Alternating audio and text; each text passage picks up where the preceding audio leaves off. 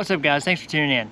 Today we're coming to you from a campground in the very southwest corner of North Carolina, just north of the Georgia line.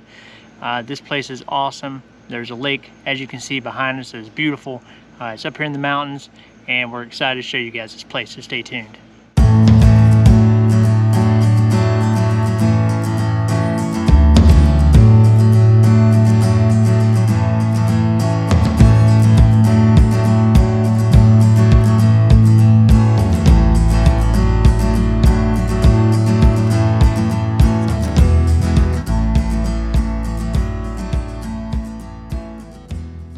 So the campground we're coming to you guys from is Gibson Cove Campground in Hayesville, North Carolina. The lake behind us is Lake Chatuge. This campground is $35 a night. It's water and electric only. There are no sewer hookups here, but you cannot beat the views that you get from some of these sites. So when we arrived here, we found our site. We were located in Site 9.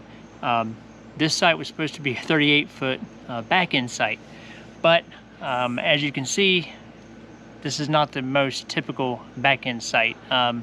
This site is really more laid out kind of like a pull-through site, but it doesn't pull all the way through out to the road. So we kind of pulled through the site, parked the truck in the grass, got unhooked, and immediately we could tell that the site wasn't very level.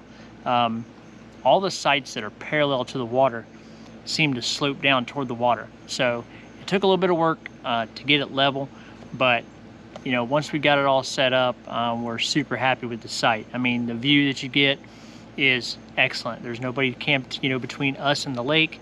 You can see the mountains across the lake. I mean, it's just it's a beautiful, beautiful view. We're up here in the fall time, so leaves are starting to change colors. You can kind of see some of that, and it's been a really quiet, really nice campground. So we actually thought we had the worst site, but as we took a walk around the campground, we noticed that there were a couple of sites that were a little worse than ours. Yeah, Site 16, we were able to get our trailer level just by using a couple of our leveling blocks. Site 16 is on a severe slope going toward the water. They have a Montana fifth wheel in that site, and congratulations to them for getting that thing even remotely close to being level. They are probably, I would say, 8 to 10 inches of slope. They're up on blocks and wood, and they got it up level, but it's a severe slope. So if you're thinking about coming to this campground, any of the sites that are parallel with the water are pretty slope pretty bad down toward the water. Site 22 is not parallel with the water. It's front and back to the water, but it slopes down severely going toward the water as well. And those are really the three sites. The one we're in, 9, 16, and 22, are really the ones that we've noticed that seem to be the most unlevel, maybe the most challenging to get set up. The rest of the sites are in this lower campground section are actually pretty good. They're pretty level. Don't seem to have really an issue with the sites being level, other than these three. So the lower sites are sites 1 through 23, and then they have an upper level that are sites 24 through 49. Now those upper level sites are a whole different story. There's not that many people up there, and after seeing the sites, it's pretty evident why, because a lot of those sites, you have to either back up a steep driveway to get into the site, or you're gonna back down into your site on a steep driveway. Those sites really slant toward the water.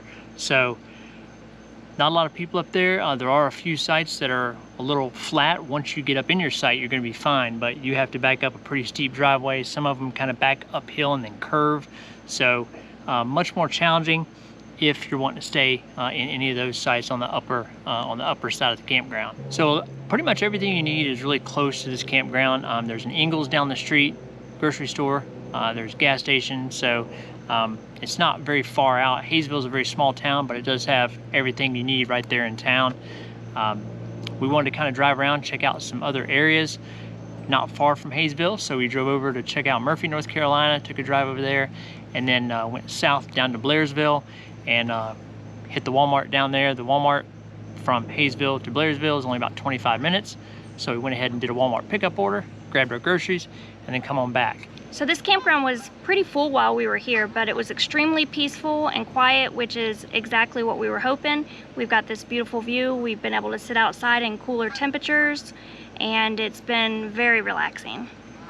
Yeah, I mean, there were a lot of people here, a lot of families, there were a lot of kids here, but surprisingly, it's been really, really quiet. You don't hear a lot of commotion running around, and it's just been it's been a very peaceful stay. The weather has been gorgeous. Could not ask for better weather. It's been like in the low 60s to low 70s, kind of throughout the day and at night.